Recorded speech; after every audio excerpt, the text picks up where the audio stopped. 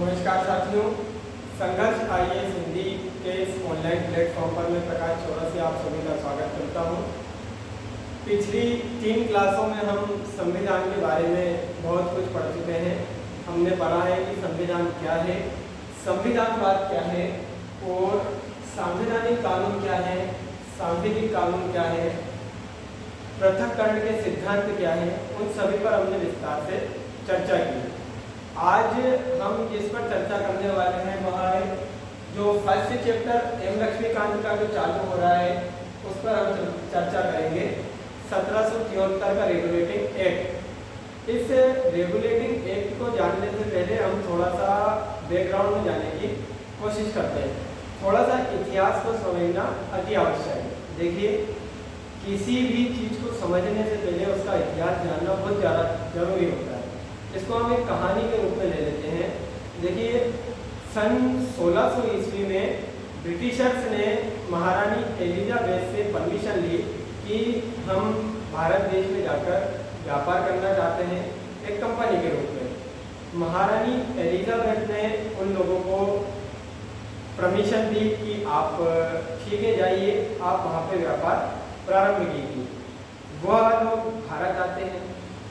भारत आने के बाद वह अपना व्यापार धीरे धीरे प्रारंभ करते हैं।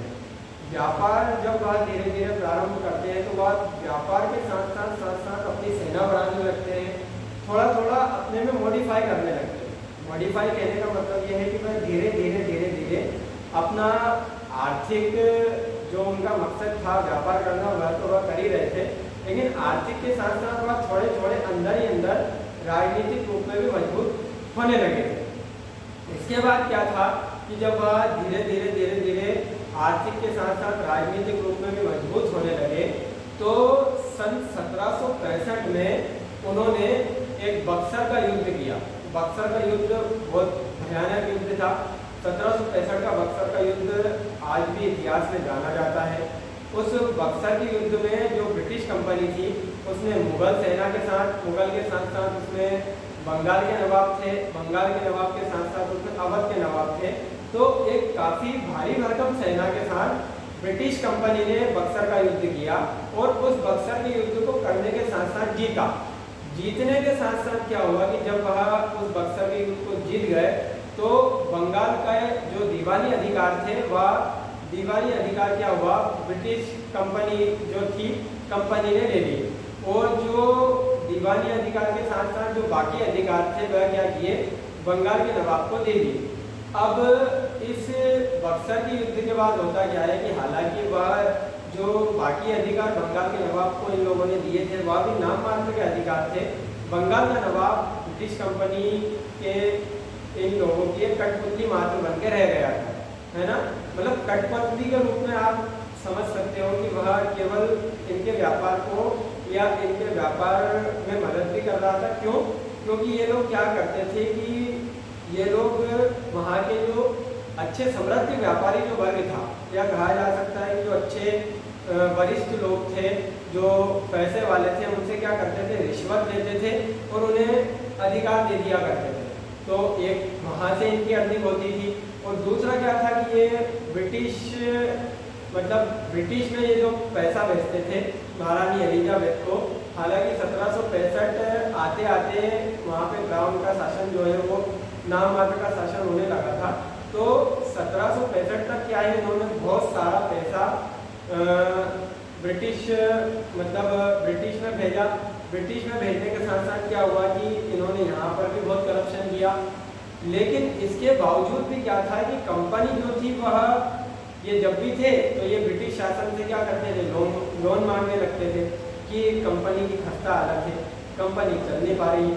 लेकिन यहाँ से पैसा बहुत कमाते थे। पैसा इतना ज़्यादा कमाया कि जो बंगाल का प्रथम गवर्नर है ना, वॉरेन हेस्टिंग, जिसके बारे में हम लोग आगे पढ़ेंगे, वह इतना ज़्यादा पैसा भारत से लेके गया कि जब आने वाले टाइम में ब्रिटेन में जब उसके ऊपर कार्रवाइयाँ हुई, उसके ऊपर जब मुकदमे चले तो वहाँ की संसद में, तो वह बहुत ज़्यादा करप्ट पाया गया।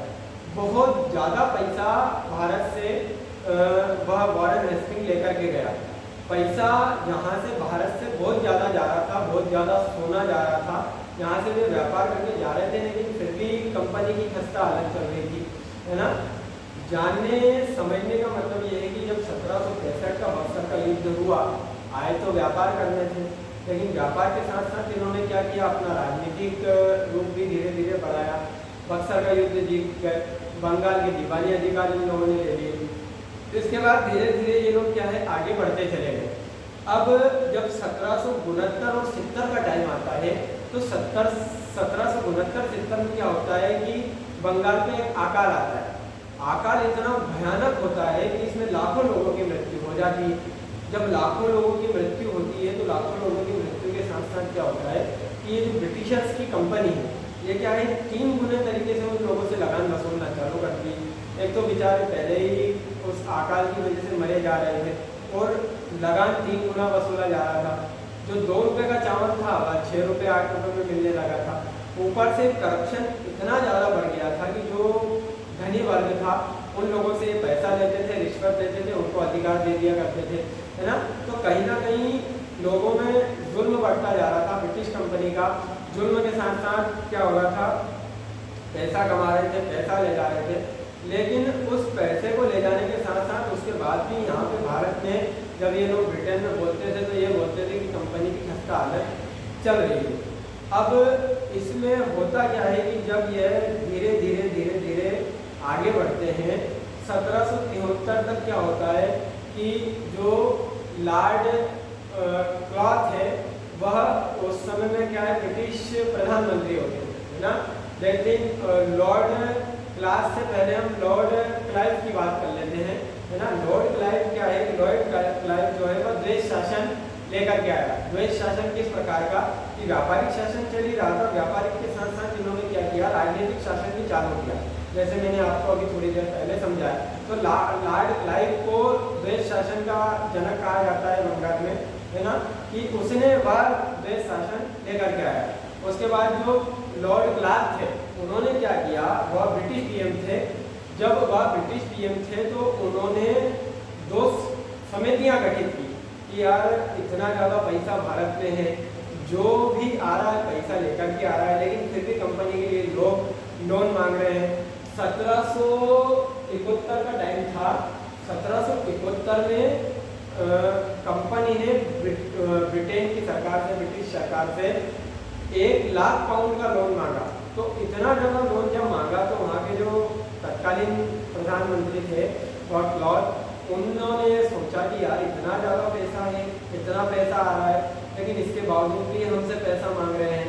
तो उन्होंने क्या है 2 समितियाँ गठित की। जब 2 समितियों का गठन हुआ तो उन्होंने किया यार जाओ चेक करो जाके क्या मामला है ना, क्या वाकई में इनको पैसों की आवश्यकता है या फिर मामला कुछ और ही है। तो जब समितियाँ आई, समितियों ने जो अपना काम किया, समितियों ने आने के बाद जब पता किया तो उन्होंने ऊपर लाख को ये बोला कि लोन की तो आवश्यकता कंपनी को है, खस्ता हालत कंपनी की चल रही है, लेकिन क्या है करप्शन बहुत ज़्यादा कर रहे हैं। करप्शन किस प्रकार का कर रहे हैं कि लोगों पे जुल्म ढा रहे हैं।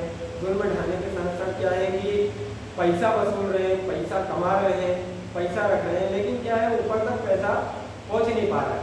तो लॉर्ड क्लार्क ने क्या किया कि उन्होंने इतना सब कुछ होने के बाद फिर उन्होंने क्या किया कि 1773 का रेगुलेटिंग एक्ट वहाँ की संसद से पास कराया। हालांकि एक्ट पास कराना बहुत मुश्किल था। मुश्किल क्यों था कि जो यहाँ पे कंपनी के लोग थे तो उनके जो हेड थे, है ना, कोर्ट ऑफ डायरेक्टर्स जो थे, उस कोर्ट ऑफ डायरेक्टर्स में जो लोग बैठे हुए थे, कोर्ट ऑफ डायरेक्टर्स के बारे में भी हम लोग आगे पढ़ेंगे। तो वहाँ की संसद में जो बहुत अच्छे बड़े बड़े लोग बैठे थे, वे नहीं चाहते थे कि रेगुलेटिंग एक्ट आए। पूरे विरोध के बावजूद भी लॉर्ड क्लार्क ने क्या किया, रेगुलेटिंग एक्ट पास करवाया। और जब रेगुलेटिंग एक्ट पास हुआ तो उस 1773 के रेगुलेटिंग एक्ट में हमें बहुत सारी चीज़ें देखने को मिलती हैं। मैंने आप सभी से क्लास चालू होने से पहले कहा था कि एम लक्ष्मीकांत से हम लोग पढ़ेंगे। एम लक्ष्मीकांत की किताब आप लोग खरीद के रखिए। देखिए 1773 का रेगुलेटिंग एक्ट, इस अधिनियम का अत्यधिक संवैधानिक महत्व था।